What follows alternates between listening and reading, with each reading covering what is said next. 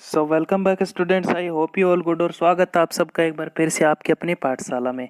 तो जैसे कि आपको पता है कि हम लोग टेंस की जो वीडियो है वो कर रहे थे। ठीक है, टेंस का जो बेसिक था, टेंस की जो डेफिनेशन वगैरह थी वो मैंने पिछली वीडियो के अंदर आपको बता दी थी।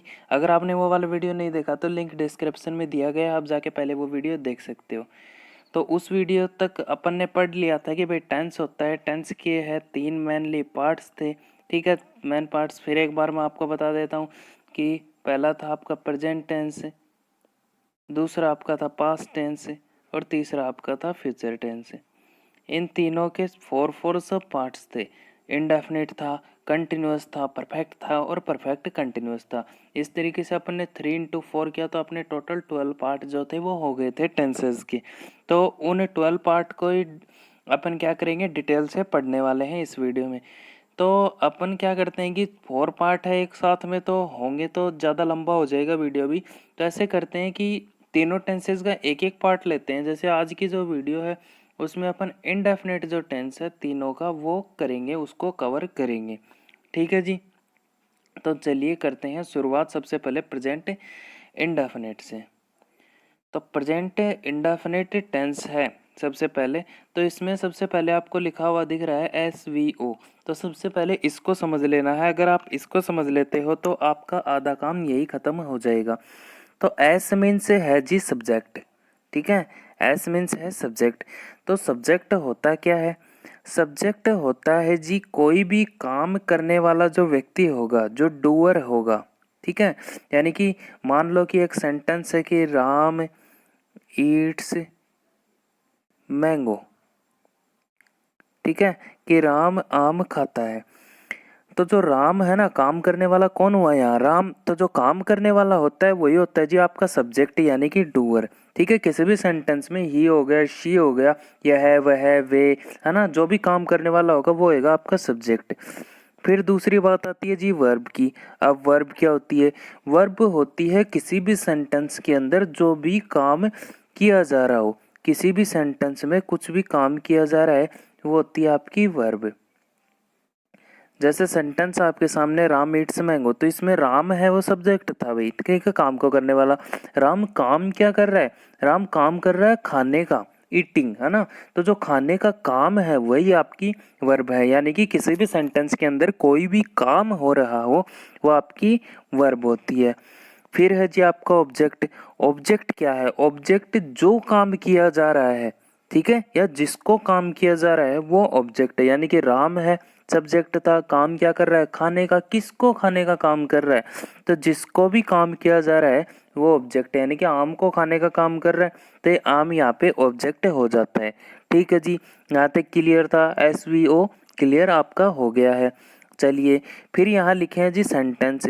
तो अपन ने ये जो टेंसेस पढ़ेंगे, मतलब इंडेफिनिट टेंस जब हम पढ़ेंगे तो इसमें मैं आपको 4 टाइप के सेंटेंस बताऊंगा। पहला अफर्मेटिव। अफर्मेटिव यानी कि आपका जो सकारात्मक वाक्य होता है। ठीक है, मतलब एकदम सिंपल वाक्य होएगा, नोट वगैरह कुछ नहीं आएगा, ये होगा अफर्मेटिव। दूसरा आपका नेगेटिव। नेगेटिव नाम से ही पता चल रहा है, यानी कि इसमें नोट लगेगा, नहीं वगैरह जैसे वर्ड्स है ये सब आएंगे। तीसरा इंटेरोगेटिव। इंटेरोगेटिव यानी प्रश्नवाचक वाक्य, यानी कि कोई प्रश्न वगैरह पूछे जाएंगे। और चौथा है इंटेरोगेटिव नेगेटिव, यानी कि प्रश्नवाचक भी और साथ में नेगेटिव भी। तो ये आपके 4 टाइप के सेंटेंस हो गए, ये हम इसमें पढ़ेंगे इंडेफिनिट टेंस के अंदर। तो सबसे पहले प्रेजेंट सिंपल के अंदर हम अफर्मेटिव सेंटेंस करते हैं। तो अफर्मेटिव सेंटेंस में आपको लिखा हुआ दिख रहा है सिंगुलर। ठीक है, फिर सिंगुलर क्यों लिखा है यहाँ पे? तो देखो जो आपके सब्जेक्ट होंगे, ठीक है, वो 2 टाइप्स में डिवाइड हो जाते हैं। जो भी सब्जेक्ट होते हैं 2 टाइप में होते हैं। जैसे एक हो गया आपका सिंगुलर और दूसरा हो गया आपका प्लूरल। तो सिंगुलर जो होगा मतलब एक, यानी कि नाम से पता चलता है सिंगल। सिंगल मतलब एक आदमी की बात करेगा वो होगा सिंगुलर। और मोर देन वन, वन यानी कि 1+, एक से ज़्यादा की, यानी कि 2 या 2 से ज़्यादा की बात करेगा वो होगा आपका प्लूरल। ठीक है, तो इसकी 2 अलग अलग फॉर्म है सब्जेक्ट की, सिंगुलर और प्लूरल। तो अगर आपका सब्जेक्ट सिंगुलर दे रखा हो, ठीक है, तो उसका जो है सेंटेंस किस तरीके से बनेगा कि सबसे पहले आपका सब्जेक्ट आएगा, फिर आपकी जो वर्ब है उसकी फर्स्ट फॉर्म आएगी। ठीक है। अब भाई ये भी बता देता हूँ, चलो बात आई गई है, तो वर्ब होती है ना, उसकी फॉर्म्स होती है, आपने ज़रूर सुना होगा कि भाई first form, second form, third form. ठीक है। तो ये फॉर्म क्या काम में आती है? फॉर्म है, इन्हीं से टेंस जो है वो चेंज होता है। मतलब आप ऐसा कह सकते हो कि जो ये वर्ब है, यही टेंस का जो बेस है, यही टेंस की जान है, आप ऐसा कह सकते हो। जो वर्ब है वो, अगर आपने टेंस की वर्ब समझ ली है तो मान लीजिए आपने टेंस समझ लिए हैं। ठीक है। और इसकी बात है डिटेल से अगले टेंस में अपन और अच्छे से करेंगे। तो यहाँ जो है टेंस की फर्स्ट फॉर्म यूज में हो, सॉरी वर्ब की फर्स्ट फॉर्म है, ये यहाँ पे प्रेजेंट सिंपल में यूज होती है। अब यहाँ पे लिख रखा है एस और ई एस, यानी कि आपका जो सब्जेक्ट सिंगुलर होगा तो वर्ब में एस और ई एस आपको लगाना है। ठीक है। अब ये एस और ई एस लगाना कहाँ है ये सुन लीजिए। अगर किसी भी वर्ब के लास्ट में मान लो डबल एस हो, एक्स हो, जेड हो, डबल जेड हो, हो या फिर डबल ओ हो, ठीक है, आपका एस एच हो, सी एच हो, अगर ये जो वर्ड्स हैं ये किसी भी वर्ब के लास्ट में आपको दे रखे हैं तो उस वर्ब को सिंगुलर बनाने के लिए उसके लास्ट में क्या जोड़ देंगे? ई ऐसे जोड़ दिया जाएगा। ठीक है। और इसके अलावा जो वर्ब आपके बच जाते हैं उन सब के लास्ट में आप ऐसे लगा सकते हो उनको सिंगुलर बनाने के लिए, क्योंकि सब्जेक्ट सिंगुलर होगा तो वर्ब भी सिंगुलर ही आएगी। और वर्ब जो अपने मैन फॉर्म में होती है वो हमेशा प्लूरल होती है, उसको ऐसे ऐसे लगा के सिंगुलर बनाया जाता है। ठीक है। तो सबसे पहले आपका सब्जेक्ट होएगा, फिर आपकी वर्ब होएगी, सिंगुलर है तो ऐसे आ जाएगा और ऑब्जेक्ट आएगा। एग्जाम्पल से और अच्छे से समझिए, जैसे ही राइट्स अ लेटर, तो ही है जी, सिंगुलर सब्जेक्ट है, वह है यानी कि एक ही आदमी है। ठीक है।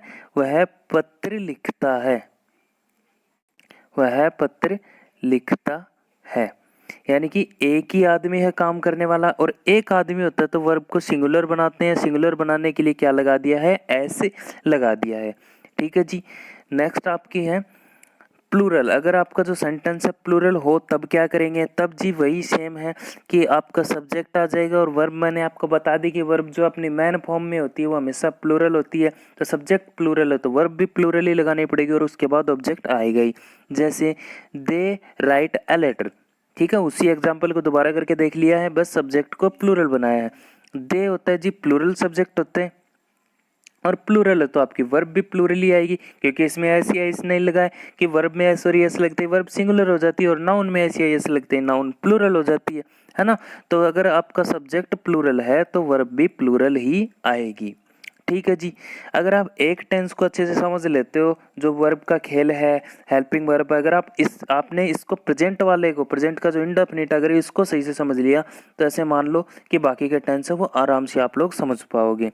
फिर करते हैं जी नेगेटिव की बात। जो प्रेजेंट का अफर्मेटिव था, प्रेजेंट इंडेफिनिट का, उसके अंदर आपको कोई भी हेल्पिंग वर्ब नहीं दी गई थी। ठीक है। सिर्फ वर्ब में ही हेरफेर हो रही थी।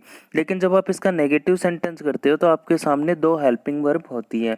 कौन कौन सी भाई? एक होती है डू और एक होती है डज। अब इनका क्या इस्तेमाल है, चलो बता देता हूँ कि प्रश्नवाचक वाक्यों में और नेगेटिव वाक्यों में हेल्पिंग वर्ब का प्रयोग अनिवार्य होता है। उनके बिना आप इंटेरोगेटिव वगैरह सेंटेंस नहीं बना सकते या नेगेटिव नहीं बनता है।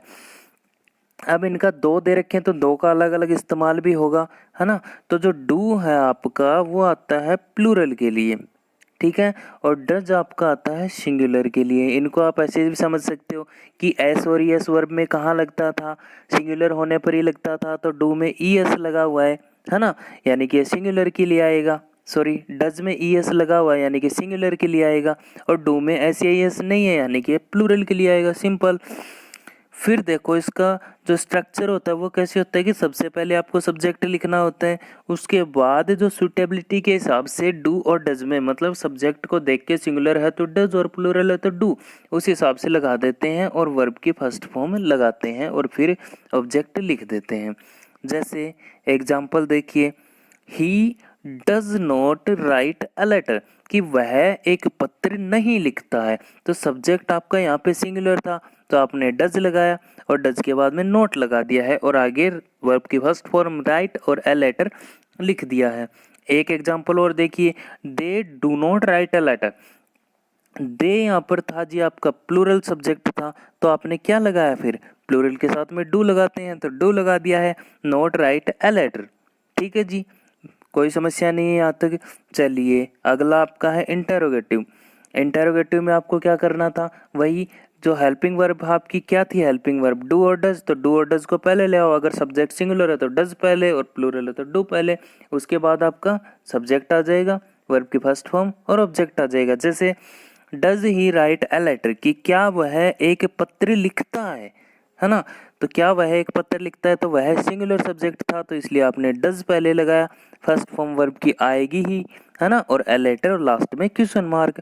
फिर do they write a letter, कि क्या वे एक पत्र लिखते हैं, तो दे था आपका प्लूरल सब्जेक्ट था और प्लूरल के साथ में डू आता है, तो डू आपने पहले लगाया, वर्ब की फर्स्ट फॉर्म लगाई, है ना। तो बिल्कुल आसान है जी। अब ये वाला देखिए, अगर इंटरोगेटिव सब्जेक्ट सॉरी सेंटेंस के अंदर आपको WH वर्ड अगर दे रखा हो तो क्या करना है, कुछ नहीं करना जी, वही वाला सेम फॉर्मूला है। क्या करना है, बस जो WH वर्ड होगा उसको उठा के पहले रख देना है, उसके बाद में आपकी हेल्पिंग वर्ब सब्जेक्ट सिंगुलर है तो उसके हिसाब से, प्लूरल है उसके हिसाब से मैन वर्ब और ऑब्जेक्ट। बिल्कुल आसान सा है। तो आई होप कि आपको ये वाला समझ में आ गया होगा, है ना। अगर आपको किसी भी प्रकार की कोई समस्या होती है तो आप कमेंट करके पूछ सकते हो, ठीक है जी। फिर आपका है इंटरोगेटिव नेगेटिव, मतलब नोट भी लगेगा और इंटरोगेटिव भी होगा। तो सेम है जी, दोनों एग्जांपल्स को मिक्स कर दिया है। बस फर्क क्या है, फर्क देखिए कि डू और डज है, मतलब कि जो आपकी हेल्पिंग वर्ब है वो स्टार्टिंग में तो रखनी है ना, उसके बाद सब्जेक्ट और फिर आपको नोट लगाना है। मतलब अगर आपका सेंटेंस इंटरोगेटिव नेगेटिव दोनों हो तो आपको सब्जेक्ट के बाद में नोट लगाना है। अगर ओनली नेगेटिव हो, ओनली आपका अगर नेगेटिव होता है तो जो आपकी हेल्पिंग वर्ब होती है उसके बाद में आप नोट लगा देते हो, ठीक है, उसके बाद में नोट लगाना होता है। लेकिन अगर इंटेरोगेटिव नेगेटिव हो तो सब्जेक्ट के बाद में नोट लगाना होता है। जैसे does he not write a letter, कि क्या वह एक पत्र नहीं लिखता है, तो जी इंटेरोगेटिव भी है नेगेटिव भी है, इसलिए जो नोट है वो कहाँ लगेगा, आपका जो आपका सब्जेक्ट है उसके बाद में आपको नोट लगाना होता है। यही इसमें ध्यान में रखने वाली बात थी, ठीक है। प्रेजेंट का जो इंडेफिनिट था वो खत्म हो गया है। चलिए करते हैं पास्ट का। पास्ट का इंडेफिनिट है तो वो वाली बात बताने की जरूरत नहीं है, SVO वगैरह वो आप समझ चुके हो पहले ही। तो डायरेक्ट बात करते हैं एफर्मेटिव सेंटेंस की। इसमें क्या होगा, सबसे पहले आपको सब्जेक्ट लिखना होता है, फिर लगानी होती है जी वर्ब की सेकंड फॉर्म, वर्ब की सेकंड फॉर्म यानी कि पास्ट का जो पार्टिसिपल होता है वो। तो इसके लिए आपको वर्ब की जो फॉर्म्स है वो याद करनी होती है ना। तो मेनली जो फॉर्म्स होती हैं उनको आप डिवाइड करके याद कर सकते हो, कि जैसे ईडी लगने वाली एक साथ में लिख के आपने याद कर ली, जिनकी सेकंड और थर्ड फॉर्म सेम हो वो साथ में कर ली, जिनकी तीनों फॉर्म्स हो, ऐसे अलग अलग कैटेगरी वाइज आप आसानी से इनको याद कर सकते हो, ठीक है। वर्ब को याद करने के लिए मैं एक सेपरेट से आपके लिए वीडियो बना दूंगा, उसमें आपको और अच्छे से डिटेल से मैं बता दूंगा कैसे वर्ब याद कर सकते हो आप। तो सेकंड फॉर्म इसमें लगाते हैं जी। और मैं आपकी जानकारी के लिए बता दूं कि 12 टेंसेज होते हैं, 12 में से एक मात्र पास्ट इंडेफिनिट ही ऐसा एक टेंस है जिसके अंदर क्या होता है कि वर्ब की सेकंड फॉर्म काम में आती है, और वो भी इसके कौन से में, सिर्फ इसके एफर्मेटिव सेंटेंस में ही काम में आती है।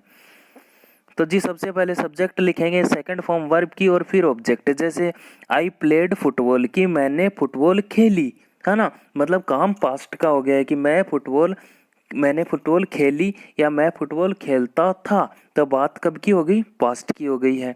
इसमें जी सिंगुलर प्लूरल वाला कोई चक्कर नहीं है, कि चाहे आपका सब्जेक्ट सिंगुलर हो चाहे प्लूरल हो, सबके साथ में आपको क्या लगा देनी है, वर्ब की सेकंड फॉर्म लगा देनी है, तो कोई कंफ्यूजन नहीं है। जैसे दे प्लेड फुटबॉल, कि उन्होंने फुटबॉल खेली या वे फुटबॉल खेलते थे, तो इसमें जी प्लूरल था फिर भी प्लेड आया, इस he played football, he singular है फिर भी प्लेड आया, यानी कि सब्जेक्ट सिंगुलर है प्लूरल कोई फर्क नहीं पड़ता है, आपको क्या करना है सबके साथ में सेकंड फॉर्म यूज कर लेनी है। नेगेटिव सेंटेंस देखते हैं। डिड होती है आपके पास एक हेल्पिंग वर्ब, है ना, और आपको पता ही है कि सब्जेक्ट के बाद हेल्पिंग वर्ब के बाद नोट लगा देते हैं, कोई समस्या नहीं थी। याद रखने वाली बात इसमें यह है कि आपने अभी अभी पढ़ा कि पास्ट इंडेफिनिट जो होगा उसमें वर्ब की कौन सी फॉर्म यूज होगी, V2 यानी कि सेकंड फॉर्म यूज होगी। लेकिन जब आप इसका इंटेरोगेटिव और नेगेटिव सेंटेंस करोगे और डिड का यूज कर लोगे तो वहां जो है सेकंड फॉर्म है ये कौन सी में बदल जाएगी, ये बदल जाएगी जी इस फर्स्ट फॉर्म में, ठीक है। तो डिड के साथ में फर्स्ट फॉर्म वर्ब की यूज करते हैं। जैसे I did not play football, है ना, वहाँ पे क्या था, आई प्लेड फुटबॉल था, तो यहाँ है I did not play football, कि डिड का आपने यूज कर लिया है तो जो प्ले है वो फर्स्ट फॉर्म में चेंज हो गया है। ये यहाँ पे याद रखने वाली बात थी। इंटेरोगेटिव देख लेते हैं, सेम है जी। क्या ध्यान में रखने वाली बात क्या है कि डिड का यूज कर रहे हो तो वर्ब की कौन सी फॉर्म, फर्स्ट फॉर्म लगानी है। सबसे पहले डिड का use, then subject, then verb की फर्स्ट फॉर्म और देन ऑब्जेक्ट। एग्जांपल देखिए, डिड आई प्ले फुटबॉल, ठीक है, डिड आई प्ले फुटबॉल, सबसे पहले डिड, फिर आपका सब्जेक्ट, वर्ब की कौन सी फॉर्म, फर्स्ट फॉर्म और देन ऑब्जेक्ट आपको लगाना था। इंटेरोगेटिव नेगेटिव में आ जाते हैं। सबसे पहले डिड लगाएंगे, वही वाला जो प्रेजेंट का मैंने आपको बोला था कि एक टेंस अगर आपने समझ लिया है तो ये मान लो कि आपके बाकी के टेंस है वो 90% वैसे ही क्लियर हो जाते हैं, क्योंकि सेम फॉर्मूला है सब में, सेम बातें ध्यान में रखनी होती है सब में। जैसे डिड आपने अगर पहले लगा दिया है ना, डिड के बाद में नोट लगाते थे नेगेटिव में, लेकिन कौन सा कर रहे हैं, इंटरोगेटिव, तो डिड आपने पहले लगा दिया तो नोट कहाँ लग जाएगा आपका, सब्जेक्ट के बाद आपका नोट लगेगा। ये यहाँ पे ध्यान में रखने वाली बात थी। और डिड का यूज आपने कर लिया तो आपको पता चल ही गया है कि वर्ब की कौन सी फॉर्म आएगी, हमेशा फर्स्ट फॉर्म का यूज होगा। जैसे did I not play football, कि क्या मैंने फुटबॉल नहीं खेली या क्या मैं फुटबॉल नहीं खेलता था, ठीक है जी।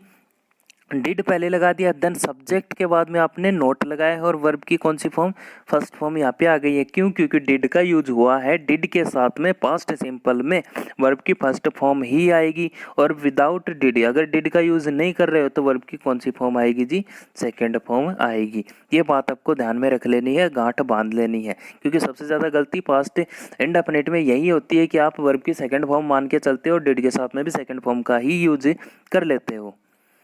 देन अपना जो थर्ड है वो है फ्यूचर, फ्यूचर का इंडेफिनिट टेंस। फ्यूचर के इंडेफिनिट के अंदर अपने को स्टार्टिंग से ही दो हेल्पिंग वर्ब मिलती है। अपन ने पास्ट का किया, प्रेजेंट का किया, उनमें जो अफर्मेटिव सेंटेंस था उनमें कोई हेल्पिंग वर्ब अपने को नहीं मिली थी। अपने को हेल्पिंग वर्ब कहाँ मिली थी, जो नेगेटिव था, इंटरोगेटिव था, उस टाइम मिली थी। लेकिन इसमें स्टार्टिंग से ही दो हेल्पिंग वर्ब होती हैं, विल होता है, शैल होता है, इनका अलग अलग यूज होता है। यहाँ जो सेल है उसका यूज होता है आई और वी के लिए, आप कह सकते हो जो फर्स्ट पर्सन है उसके लिए। देन आपका विल है, उसका यूज होता है आई और वी के अलावा जो अदर सब्जेक्ट अब बच गए सबके सब, कौन कौन से, जैसे आपका यू हो गया, ही हो गया, शी हो गया, इट हो गया, दे हो गया, है ना, या फिर किसी का नेम हो गया, इन सब के साथ में विल का यूज होता है, ठीक है जी। या फिर मैं ये कह दूं कि आपका जो सेकंड और थर्ड जो पर्सन होगा उन सब के साथ में विल का यूज होगा और फर्स्ट पर्सन के साथ में आई सेल का यूज होगा। अफर्मेटिव सेंटेंस देखिए, सब्जेक्ट सबसे पहले, उसके बाद सुटेबिलिटी के हिसाब से विल और सेल, है ना, उसके बाद में वर्ब की फर्स्ट फॉर्म और फिर ऑब्जेक्ट। तो ये बातें आपको ध्यान में रखनी है कि वर्ब की फर्स्ट फॉर्म कौन से टेंस में आती है, सेकंड कौन से में आती है। देखिए एग्जाम्पल, जैसे लिखा है कि आई सेल गो टू मार्केट, कि मैं मार्केट जाऊंगा, फ्यूचर है तो मतलब कोई काम फ्यूचर में होने वाला होगा उसी की बात करेगा कि मैं मार्केट जाऊंगा। तो यहाँ पे ध्यान में रखने वाली बात क्या है कि आई है, आई के साथ में यूज हुआ है सेल, है ना, क्योंकि यही रूल होता है कि आई और वी के साथ में सेल का अपने को यूज करना है और इनके साथ में वर्ब की कौन सी फॉर्म यूज करनी है, फर्स्ट फॉर्म, गो फर्स्ट फॉर्म में है, ठीक है। उसके बाद में आपका ऑब्जेक्ट आ जाएगा। एक एग्जांपल और देखिए, जैसे लिखा है they will go to market, कि वे मार्केट जाएंगे। दे आपका जो है थर्ड पर्सन है, आई और वी तो नहीं है, आई और वी होता तो सेल आ जाता, आई और वी के अलावा कुछ भी होगा तो विल आ जाएगा। तो दे के साथ में विल आपने यूज किया है, वर्ब की कौन सी फॉर्म, फर्स्ट फॉर्म यूज की है, देन आपका ऑब्जेक्ट आ गया है, ठीक है जी। तो ध्यान में ये रखना है कि आई और वी के साथ में आपको फ्यूचर सिंपल के लिए सेल यूज करना है, बाकी कोई भी सब्जेक्ट हो आपको विल यूज कर लेना है। नेगेटिव सेंटेंस देखते हैं। नेगेटिव में आपको क्या करना है, बस आपकी हेल्पिंग वर्ब के बाद नोट लगा देनी है। इसमें हेल्पिंग वर्ब क्या थी, विल और सेल थी, तो विल और सेल के बाद में आपको नोट लगा देना है और वर्ब की फर्स्ट फॉर्म पूरे फ्यूचर टेंस में, फ्यूचर इंडेफिनिट में आपकी चलेगी। जैसे I shall not go to market, कि मैं मार्केट नहीं जाऊंगा, तो आपने नोट कहाँ लगा दिया, हेल्पिंग वर्ब के बाद में लगा दिया और उसके बाद वर्ब की फर्स्ट फॉर्म आ जाएगी। नेक्स्ट है they will not go to market, कि वे मार्केट नहीं जाएंगे, तो विल के बाद में आपने नोट लगा दिया है ना, जो हेल्पिंग वर्ब के बाद ही तो लगाते हैं नोट हमेशा, तो कोई समस्या नहीं है। फिर आपका है इंटेरोगेटिव सेंटेंस। इंटेरोगेटिव में वही पुरानी वाली बात ध्यान में रखनी है कि आपको सबसे पहले हेल्पिंग वर्ब को पहले डाल देना है लाके, देन उसके बाद सब्जेक्ट, वर्ब और ऑब्जेक्ट। तो हेल्पिंग वर्ब इसमें क्या है, विल और सेल, वो किसके हिसाब से आ जाएंगे, वो आ जाएंगे यहाँ आने वाले सब्जेक्ट के हिसाब से। अगर आई और वी में से सब्जेक्ट है तो सेल पहले ले आओ, अगर कोई अदर सब्जेक्ट है, कोई दूसरा सब्जेक्ट है तो विल पहले ले आओ। जैसे shall we go to market, की क्या हम मार्केट जाएंगे, है ना। तो हम थे, यानी कि फर्स्ट पर्सन का वी है तो वी के साथ में सेल यूज आपने कर लिया है, और देन उसके बाद में वर्ब के फर्स्ट फॉर्म आपको यूज करनी ही है। नेक्स्ट एग्जांपल है will Ram go to market, की क्या राम मार्केट जाएगा, है ना। तो राम है किसी का नाम, यानी कि थर्ड पर्सन है, और थर्ड पर्सन के साथ में विल आपको यूज करना होता है ना। तो कोई समस्या इसमें भी आपको नहीं है। फिर है जी इंटरोगेटिव नेगेटिव, सेम वही है, पिछले वाला रूल ही था इंटरोगेटिव नेगेटिव में, कि अगर आप हेल्पिंग वर्ब को पहले लेके आ गए हो तो आपको नोट कहाँ लगाना है, बिल्कुल आपको नोट लगाना है जी सब्जेक्ट के जस्ट बाद में। जैसे shall I not go to market, की यहाँ पे आई दे रखा था, आई और वी के साथ में सेल यूज होता है तो आपने सेल का यूज पहले कर लिया है। आई सब्जेक्ट था, सब्जेक्ट के जस्ट बाद में आपने नोट लगा दिया है और वर्ब की फर्स्ट फॉर्म आ ही जाएगी। दूसरा है will Ram not go to home, कि क्या राम है घर नहीं जाएगा, है ना। तो विल को आपने पहले ले आया है, सब्जेक्ट राम था, थर्ड पर्सन था, इसलिए विल इसके साथ में यूज हुआ, और सब्जेक्ट के जस्ट बाद में अपने को नोट लगाना है, ठीक है। तो ये याद रखना हमेशा कि अगर आप अकेला नेगेटिव सेंटेंस कर रहे हो तो जो आपकी हेल्पिंग वर्ब होएगी उसके जस्ट बाद में आपको नोट लगाना है, ठीक है। अगर आप इंटेरोगेटिव नेगेटिव कर रहे हो तो जो आपका सब्जेक्ट होएगा उसके बाद आपको नोट लगाना है, ठीक है जी। तो ये तो थे जी आपके इंडेफिनिट, अपन ने कंप्लीट कर लिए हैं तीनों के। प्रेजेंट का इंडेफिनिट किया, पास्ट का इंडेफिनिट किया, और फ्यूचर का इंडेफिनिट अपन ने कर लिया है। आई होप कि वीडियो है आपको पसंद आई होगी, कॉन्सेप्ट आपका क्लियर हुआ होगा। अगर वीडियो आपको पसंद आई हो तो वीडियो को लाइक करें, पसंद नहीं आई हो तो वीडियो को डिसलाइक करें, अपने दोस्तों के साथ में शेयर इसको ज़रूर करें। और अगर आप हमारे चैनल पर नए हो, पहली बार वीडियो देख रहे हो, तो चैनल को सब्सक्राइब ज़रूर करें। तो चलिए जी चलते हैं नेक्स्ट वीडियो में, फिर मिलते हैं, तब तक